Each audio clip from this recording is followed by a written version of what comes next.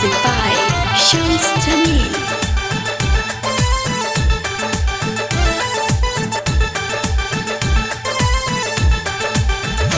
राजा ढोढ़ी के तोरे करे दर्द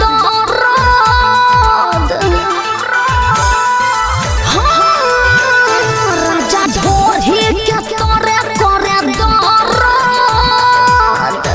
रानी करू के तेल लेके माला लीला करू के तेल लेके माला राजा ढोढ़ी के तोरे करे दर्द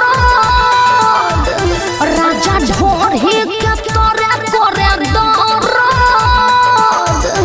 रानी करू के तेल लेके माला लीला करू के तेल लेके माला।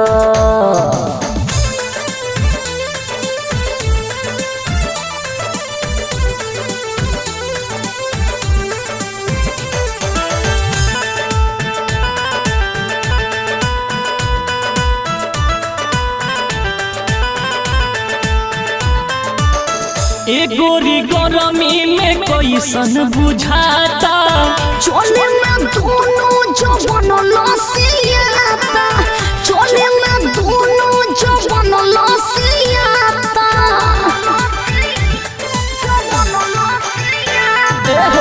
खैबू दवाई तू हमारा बुझाता राजा बहुत कमरिया दुखाता राजा बहुत कमरिया दुखाता तनी गोदिया में भर ताजा ढाला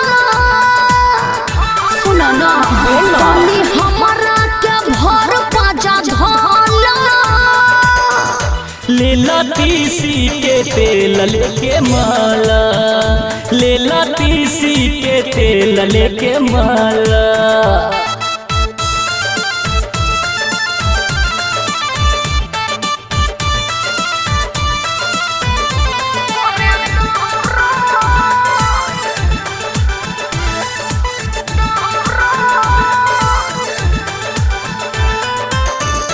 गोरी चढ़ल बा तोहर जवानी लहंगा में लसर लसर करता पानी लहंगा में लसर लसर करता पानी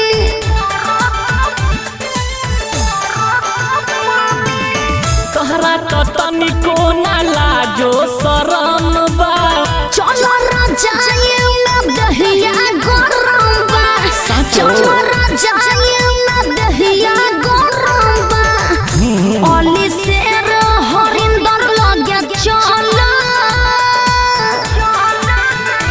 ओली शेर हरिंदर लगे चला लेला तीसी के तेल लेके माला लेला तीसी के तेल लेके माला। राजा ढोढ़ी के तोरे करे दर्द राजा ढोढ़ी के तोरे करे दर्द रानी करू के तेल लेके माला लीला करू के तेल लेके माला। ओहो तनी रोवे मान दी ना।